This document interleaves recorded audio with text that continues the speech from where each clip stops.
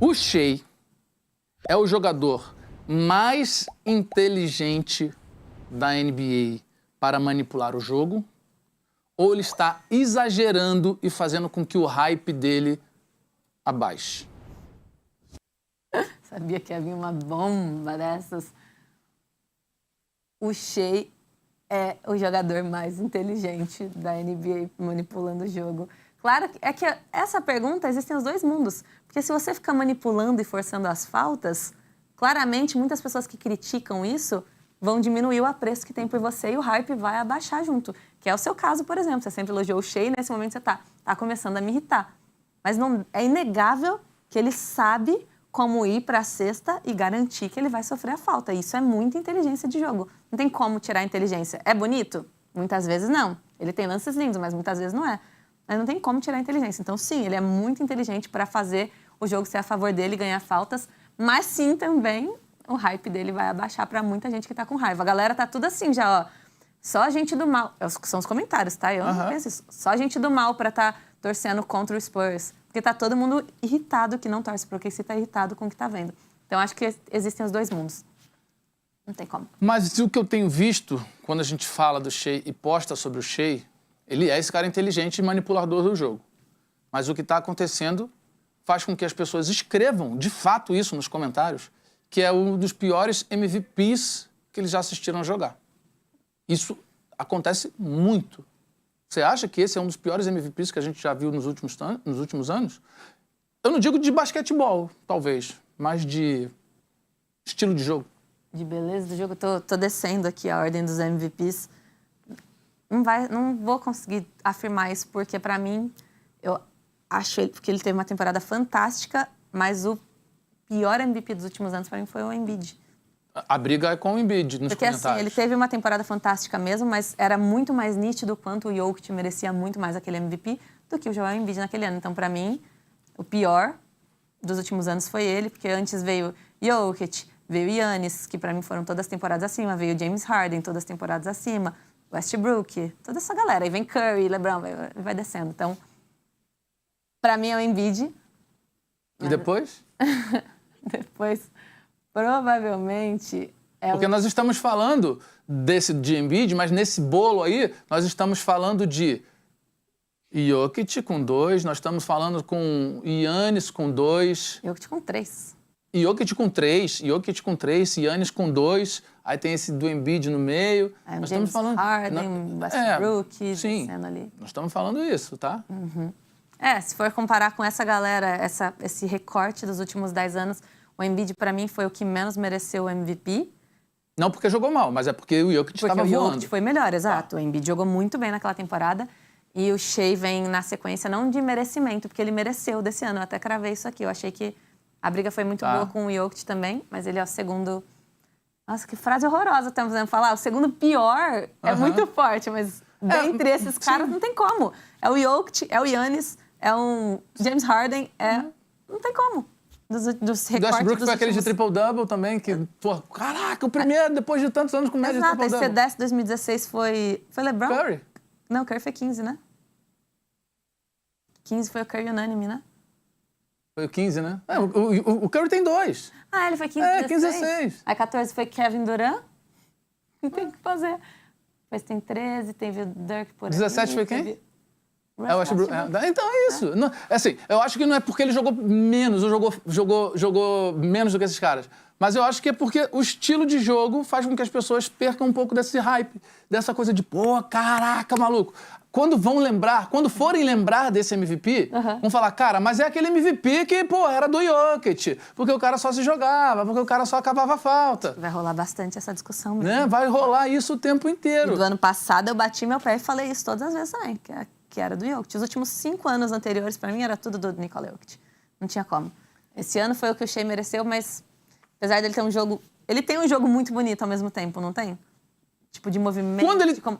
Exato. Quando ele tá jogando a bola, é bizarro. É um jogo puríssimo, é lindo. Mas esses movimentos dele, os gritos e tal, estão enfeiando deixa a tua opinião aí, comenta aqui que eu quero ver. Vai. Esse aí, dos últimos 10 MVPs, é o que você tava lá assim, sei lá, hein? Deixa aí nos comentários, tá? Eu tenho uma pergunta pro Bebê agora. Bebê, se liga aqui, ó. Nesse cenário com o New York Knicks já na final, beleza? New York Knicks garantido. Você tem uma final do New York Knicks contra o time do Oklahoma City Thunder, que vai ser um jogo Knicks. de... Então, ó, Knicks contra o Oklahoma City Thunder, que vai ser um jogo físico, vai ser um jogo, né, onde vai ter aquela batalha ali dos armadores, ou você prefere um Knicks e Spurs, que vai ser uma final muito mais midiática, voltando para 1999, com o Embiid trazendo toda a, mídia que ele tem, o Jalen Brunson voando com um torcedor apaixonado de Nova York. Que um é um final fenômeno, o outro é a final da força. Quem você prefere? Um é um final que a gente quer, o outro é a final que a liga quer, né? Eita, que isso? Como assim a liga quer? Ah, cara, tipo assim, são 450 jogadores, 450. Será que só o Shea sabe cavar falta? Ou será que a liga tá pegando pra respeitá-lo? Entendeu? Eu falo isso sempre, cara. Todo ano a liga escolhe algum cara que eles vão respeitar demais e vão deixar fazer o que quer. Eu acho que o Shea é esse cara.